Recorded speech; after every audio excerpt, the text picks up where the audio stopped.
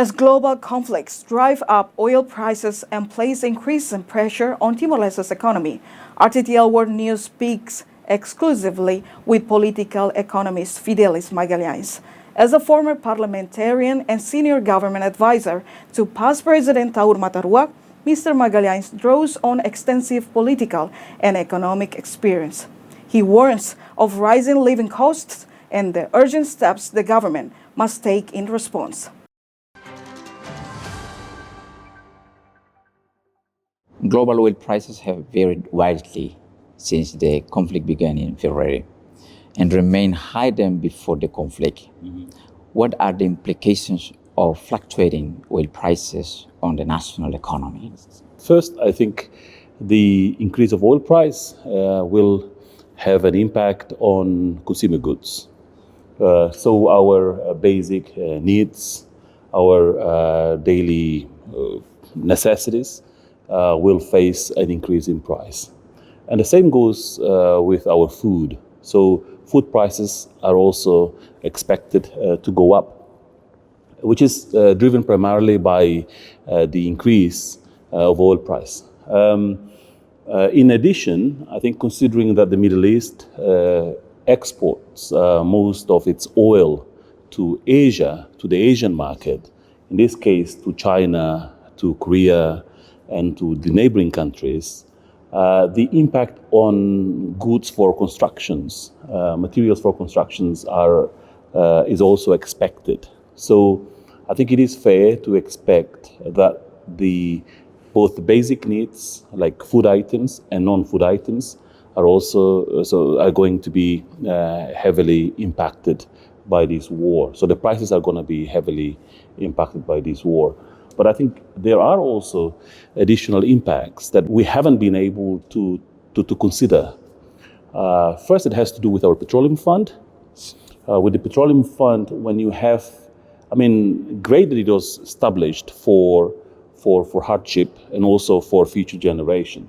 But if this situation or if this war continues, then the government of Timor-Leste would somehow have to find a way to help stabilize prices.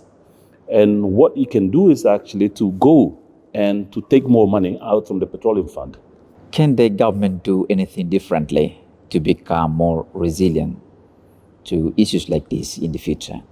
I think to be resilient is important, but that really does not imply creating wealth or to grow. So you'd have to have both. In a world which is highly interconnected, you would have to think of your resiliency in the context of your ability to withstand hard times, but also to be able to actively take advantage of the global market. So for Timor-Leste, obviously, what would be important is to actually diversify its economy, to increase national output, because Timor-Leste largely relies on imports, and it really doesn't export much. And what it can do is that it should invest more in sectors like agriculture, fishery, and tourism. Mr. Fidelis, talking about the sectors that you have mentioned, is the government doing enough to tackle this situation, like tourism, agriculture? Is the government doing enough on these issues? I think, judging by all the data that are available, the government hasn't done enough. No government in Timor-Leste until now has done enough. Why? I think it is also a matter of political economy.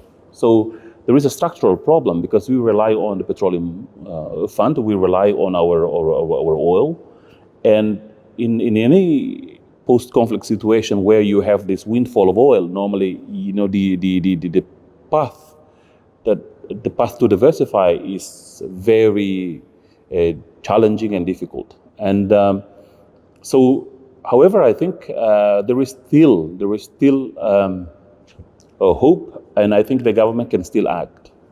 Now, there has to be, I think, a more aggressive approach to economic diversification and to the development or to developing the non-oil sectors. I think the government can do a lot more. But again, it is. I'm not going to say that it is easy. I'm not going to give an impression that I have some, a magic solution to this problem. But I'm simply saying that it is doable. But first of all, you'll have to get the political economy right. Parallels have been drawn between the current situation and the 2022 Russian invasion of Ukraine.